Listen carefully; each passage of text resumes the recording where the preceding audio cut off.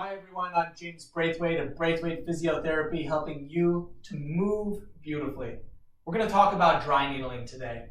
Dry needling is an increasingly requested intervention, even over what was coming in a few short years ago. People know more and hear more about dry needling, so I'm having people ask questions about it, and that's why we're doing this video. So dry needling is a Western needling technique, and that's as compared to acupuncture, which is an Eastern needling technique. With acupuncture, which is a great intervention, a lot of people get a lot of benefit out of it. We use needles in that modality to normalize the flow of chi energy. If you're a real acupuncture practitioner, that's what you're trying to do. You normalize the flow of chi energy by needling specific points on energy meridians.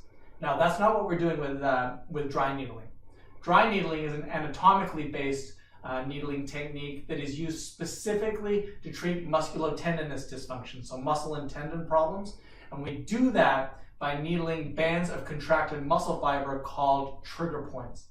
Now, trigger points come on in all kinds of different types of onset, including traumatic injury, like you fell down the stairs, or you were doing an exercise and you strained a muscle, or even damage to other tissue types like joints. If you have an irritated joint, the muscles around that joint will tighten up, and you can get these bands of contracted muscle fiber that aren't letting go. Now, whatever the cause is, those bands of contracted muscle fibers that are not letting go end up contributing to the overall pain situation way more than we typically appreciate.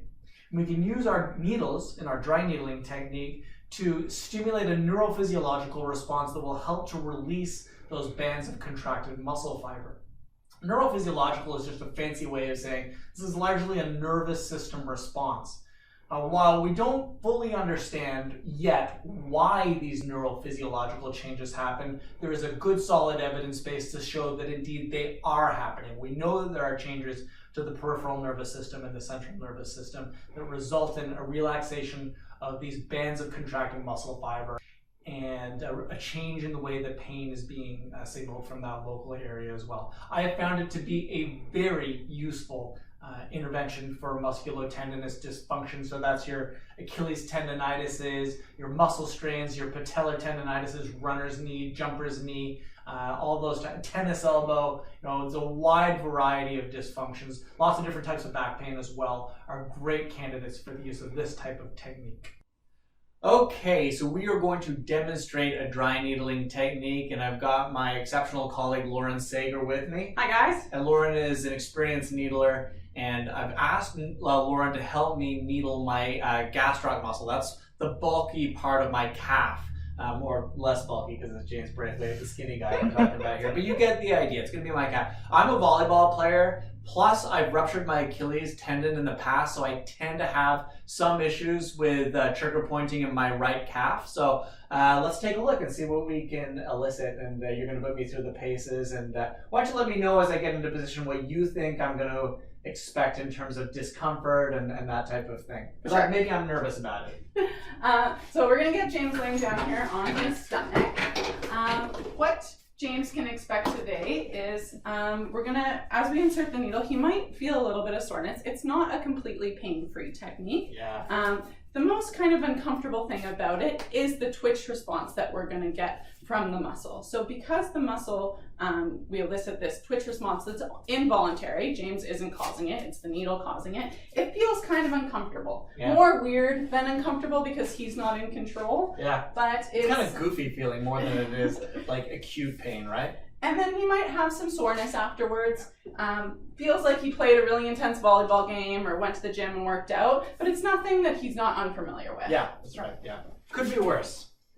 Could be worse, for Could be sure. worse. But I used to say, to your point, Lauren, I used to say that this was, when I first started needling, that it was not painful at all. But I don't say that anymore. It's not the most comfortable thing ever. Yeah. But it could be worse. He can expect a little bit of soreness, but he's also, there's nothing to be nervous about. Yeah. Nothing for him to be scared of. Scared of, exactly. Yeah. I'm fearless. Hear that, everyone? So we're just searching for a trigger point here in James's right calf. Gastrocs, looks like we found one there. So we're just going to get a little tap in the needle. Move it around. Yeah, sometimes it takes a couple Sometimes it takes a couple tries. So we're going to give it one more go here.